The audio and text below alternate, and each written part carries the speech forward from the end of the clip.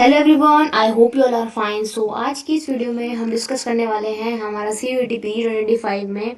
जैसे कि आपको पता है C O Q P 10 that is your economics. So उसमें आपके सिंपली यहाँ पर आपके 30 डेज अप्रॉक्सीमेटली हम लगा के चल सकते हैं, वो भी बहुत कम दिन अभी बचे हैं। सो अभी आपका एग्ज़ाम की डेट है इतनी 13 से 31 मार्च। तो वी कैन नॉट नो कि कब आपका जो है शिफ्ट का एग्ज़ाम होगा या फिर कब होगा। So we can assume that 15 से 17 मार्च के बीच में आपका हो सकता है, ठीक है, exam on the past year trends. So अगर मैं कुछ टिप्स की बात करूँ, what are the different tips which you have to follow, which is your just focus on your PYQs now. ठीक है, जो भी टेस्ट सीरीज वगैरह आपने ले रखी है that's well enough, but you have to focus on your PYQs again and again. You have to give your mock test for making your time management. Time management is very necessary as you have to attempt 75 questions in 90 minutes. So बहुत ज़्यादा कम time आपका है. सो उसमें numerical भी question आएंगे, उसमें आपको gas करने एलिमिनेशन वगैरह लगाने में भी टाइम लग जाता है. तो mock test is just for your preparation of time management. And also sometime ऐसा होता है कि कोई ना कोई क्वेश्चन आ जाता है, बट इट सीम्स लकीली अगर आपका ऐसा कुछ होता है. तो बाकी PYQs पे फोकस रखें कंटेंट के लिए, रिवीजन करते रहें. ठीक है, अभी जैसे मान लो जैसे आज आपका 19 फरवरी है एंड आपके एग्ज़ाम 13 मार्च तक अगर हम पहले दिन से लगा के चलें तो आप ऐसे कर सकते हैं. आप पूरी फेब में अपना जो भी रिवीजन का है एंड जो भी सिलेबस आपका है वो आप पूरा कर सकते हैं. ठीक है, फिनिश कर सकते हैं. एंड देन आफ्टर दैट आप अपना यहाँ पर सीधा मॉक्स के संग या फिर PYQs के संग आप यहाँ पर डायरेक्ट रिवीजन का अपना सीरीज जो है वो चला सकते हैं. एक दिन को ऐसे मैनेज आपको करना है, मॉक्स, PYQ एंड रिवीजन. ठीक है, एनालिसिस भी आपको इंक्लूड कर लेना है. Okay, so this is the main thing which you have to do. Do not forget numerical solving. I know कि आपको बहुत ज़्यादा थ्योरी पढ़ने की आदत पड़ गई होगी, बट जैसे कि आपका MME है, जैसे कि आपका स्टैट्स है, जैसे कि आपका इकोट्रिक्स है, ठीक है, एंड ऑल्सो आपको मैक्रो के जो मल्टीप्लायर के हैं, ठीक है, माइक्रो में भी कुछ न्यूमेरिकल्स आपके छोटे छोटे हैं कॉस्ट से रिलेटेड. तो उन कॉन्सेप्ट्स को नहीं भूलना है, उनको आपको PYQ से ही देखना है किस तरीके के क्वेश्चन पूछे जा रहे हैं. उसी के अकॉर्डिंग आपको इन सभी के क्वेश्चंस को भी लगाते रहना है. ठीक है, टाइम नहीं लगाना है. सो अगर मैं बात करूँ रोड मैप की, तो you have to bifurcate your this thing कि पहले 20 days approximately for February and 10 days for March. These 10 days are reserve for mocks, for revision and your PYQs. These 10 days are revision for this and these 20 days for your syllabus जो भी छोटा मोटा रहता है उन सब के लिए है. एंड इसमें ही रिवीजन आपकी इंक्लूड है एंड सेक्शनल्स भी आपके इसी में इंक्लूडेड हैं. ठीक है, सेक्शनल्स जैसे सेक्शनल टेस्ट आपको इसी में ही देने हैं टाइम के according. So you have to cover your syllabus you have to cover your topics according to the syllabus which has been given. Topics पे उसको ध्यान देना है एंड टॉपिक वाइज आप नोट्स भी बना सकते हैं अपने. एंड आप यहाँ पर जिसने भी मेरा यहाँ पर पूरा जो वो पैकेज है, जो मटेरियल पैकेज है आपका यहाँ पर नोट्स का, तो वो अगर ले रखा है तो आप वहाँ पे जाके देखेंगे कि वहाँ पे आपको सारे नोट्स जो हैं सिलेबस की वर्ड्स के अकॉर्डिंग वो गिवन है. लेकिन अगर आपने नहीं लिया है तो आप इस व्हाट्सएप नंबर पे जाके यहाँ पे एक्सेस कर सकते हैं. अब भी आपके लिए वो काफ़ी बेनिफिशियल रहेगा. ठीक है, अब बाकी बात करें तो कमिंग फ्रॉम दी PYQs, तो 4 PYQs अगर आपके हैं, आपको 2024 का एक है, 2023 के 2 शिफ्ट्स के PYQs हैं.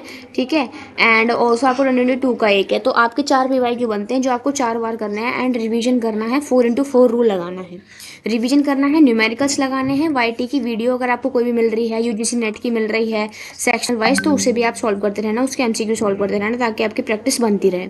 मॉक्स and PYQs are the main thing which you have to follow and you can not compromise in that. ठीक है, analysis and revision you have to just make sure that these things are going side by side. ठीक है, analysis भी and then revision भी हमें करना है. 10 days को ये आपका जो ये सारा जो है ये टॉपिक ये जो चीज़ है वो आपकी 10 डेज़ के लिए है, 10 डेज़ ऑफ मार्च. ठीक है, अप टू 10th या 11th-12th मार्च, क्योंकि 11, 12, 13 मार्च को हमें खाली रिवीजन करनी है. ठीक है, for getting the notes and PYQs you can as I already said here you can WhatsApp on the given WhatsApp number. I have given the notes of the complete full syllabus, PYQs, books, PDFs of the syllabus topics. ठीक है, and उसमें हर एक कोई दिन कुछ ना कुछ जो PDF है वो ऐड होता ही रहता है. तो you just have to follow this. ठीक है, यहाँ पर आप मैसेज करके उसे एक्सेस कर सकते हैं.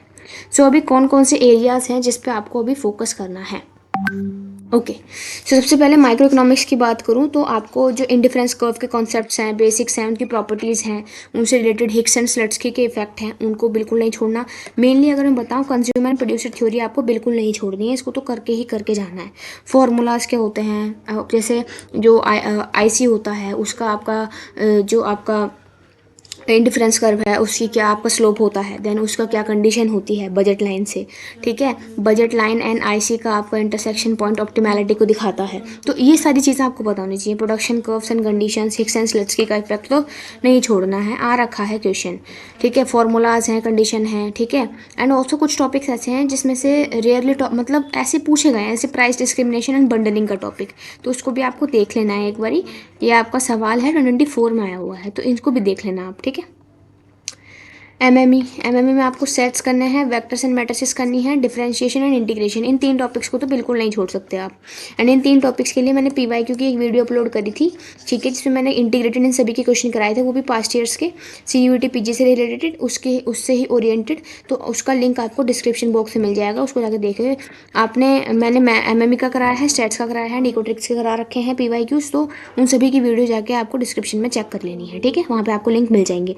स्टैट्स एंड इकोनॉमिक्स में प्रोबेबिलिटी का जो टॉपिक है उससे रिलेटेड आपके फॉर्मूलाज, जैसे mutually exclusive event, mutually independent event, इनके फॉर्मूला क्या होते हैं।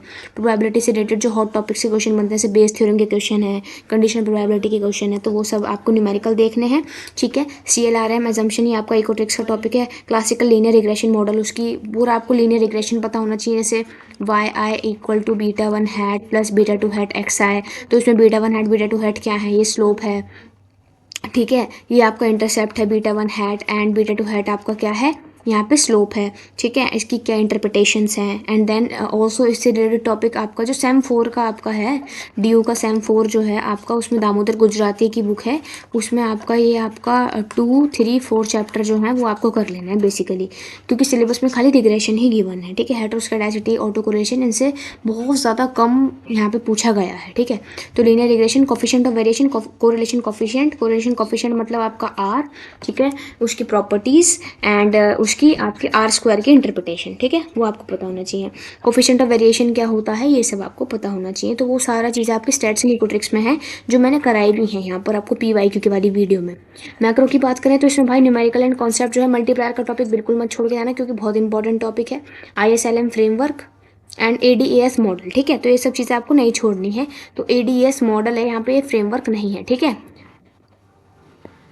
ओके, सो अगर मैं आगे बढ़ूँ तो that is your Indian eco, and Indian eco में आपको ये सभी टॉपिक्स करना है। रिफॉर्म्स आपको नहीं छोड़ने, प्लानिंग आपको नहीं छोड़नी है। बैंकिंग वाले टॉपिक्स जो होते हैं, इसमें नंबर टाइप्स ऑफ बैंक्स क्या होते हैं, कमर्शियल बैंक्स होते हैं, तो ये सब चीज़ आपको नहीं छोड़नी है।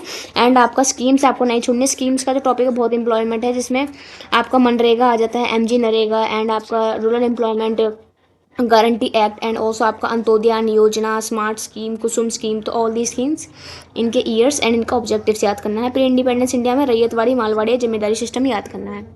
इनके ईयर्स क्या है, किसने इनको इम्प्लीमेंट किया था, ठीक है, इन सबको ज़्यादा इंपॉर्टेंट आपको देना है। जनरल टॉपिक्स भी कुछ पूछे गए हैं आपके, इकोनॉमिक्स एंड उनके कॉन्सेप्ट गिवन, तो उसकी PDF मैंने अपनी मटेरियल पैकेज में डाल रखी है, तो उसको आप जाके चेक कर सकते हैं। सिंपली आपको उसी गिवन व्हाट्सएप नंबर पे व्हाट्सएप कर देना है। पब्लिक फाइनेंस का देखें तो बजट में आपका बहुत इंपॉर्टेंट टॉपिक बनता है इस बारी, क्योंकि 1 Feb को आपको 2025 का बजट जो है वो पेश हुआ है, ठीक है, फाइनेंस मिनिस्टर ने करा है, कौन से। एंड ऑल्सो आपका यहाँ पे एक टॉपिक और डाल सकते हैं आप, इकोनॉमिक सर्वे, ठीक है, इकोनॉमिक सर्वे भी आपका लॉन्च हुआ है, कौन सा डिपार्टमेंट करता है, कब हुआ, क्या मेजर हाईलाइट्स हैं, वो आपको सबको देखनी है। ऐसी बजट की क्या टर्म्स रही हैं वो भी आपको देख लेनी है। बजट की जो वीडियो है मैं डिस्क्रिप्शन बॉक्स में पिन कर दिया, वहाँ जाके देख सकते हैं, ठीक है। So this is all about the video. If you like this video then do share this video to your friends and subscribe my channel for this type of videos.